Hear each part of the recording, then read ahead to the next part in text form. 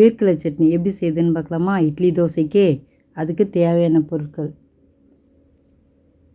சாப்பிட்றதுக்கு இது ரொம்ப நல்லாயிருக்கும். காஞ்ச மிளகா, இஞ்சி, புளி,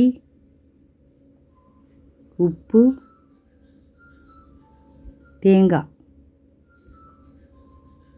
தேங்காவை இது மாதிரி கீனிங்க பொடிசாக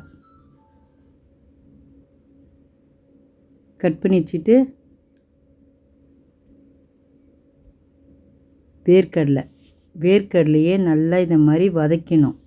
கடாயில் போட்டு வறுக்கணும். நல்லா கடாயில் போட்டு இதை மாதிரி வறுக்கணும்.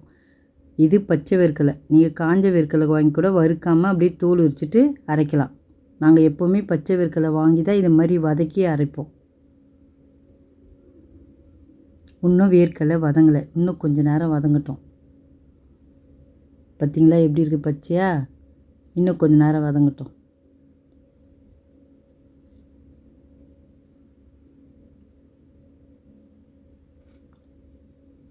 அவள்தான் வேர்க்கடலை வதங்கிடுச்சு. இப்படி எடுத்து கையில் பார்த்தா தோல் உறிஞ்சிரும். வேர்க்கடலை வதங்கிடுச்சின்னு அர்த்தம். எல்லாத்தையும் எடுத்து தட்டில் கொட்டி ஆற வச்சிடணும். இதை மாதிரி சூடாக இருக்கும், ஆறட்டும். ஆறின பிறகு இதை மாதிரி எடுத்து தோல் உரிக்கணும். இப்படி பண்ணிங்கன்னா தோல் உறிஞ்சிரும். இது மாதிரி கையில் 2 கையிலையும் எடுத்து இப்படி கசக்குனிங்கன்னா தோல்லாம் தனியாக வந்துடும். பார்த்திங்களா, தோல்லாம் தனியாக வந்துடுச்சு.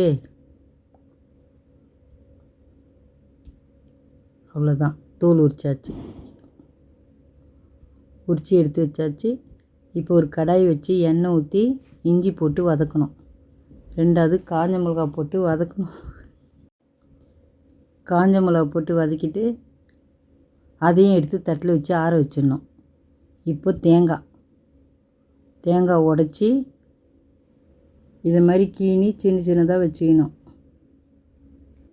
இப்போ ஜார் எடுத்து தேங்காய், காஞ்ச மிளகா, இஞ்சி, வேர்க்கடலை, உப்பு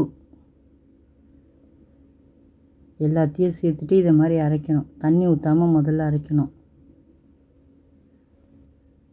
இப்போ நம்ம புளி ஊற வச்ச பிறகு அதை நல்லா கரைச்சிட்டு அந்த தண்ணியை எடுத்து இதில் ஊற்றிடணும். ஜாரில் ஊற்றிட்டு வெடிக்கட்டி இப்போ அரைக்கணும்.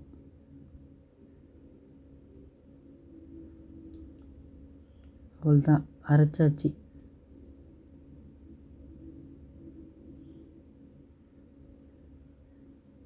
பாதி தான் அரைஞ்சிருக்கு. இப்போ இன்னும் கொஞ்சம் தண்ணி ஊற்றி நல்லா மழைன்னு அரைச்சிடலாம். அவ்வளோதான், அரைச்சாச்சு. வேர்க்கடலை சட்னி ரெடி. சாப்பிட்டு பார்த்துட்டு எப்படி இருக்குன்னு சொல்லுங்கள். நீங்களும் இதே மாதிரி அரைச்சி பாருங்கள். தோசைக்கும் இட்லிக்கும் தான் இது ரொம்ப நல்லாயிருக்கும். வீட்டில் இருக்க பொருளை வச்சே அரைச்சிடலாம். இந்த சட்னி ஒரு முறை அரைச்சி பாருங்கள். தினமும் அரைச்சின்னு இருப்பீங்க இந்த சட்னியை. சாப்பிட நல்லாயிருக்கும். லைக் பண்ணுங்கள், ஷேர் பண்ணுங்கள், மறக்காமல் நம்ம சேனலுக்கு சப்ஸ்கிரைப் பண்ணுங்கள். தேங்க்ஸ் ஃபார் வாட்சிங்.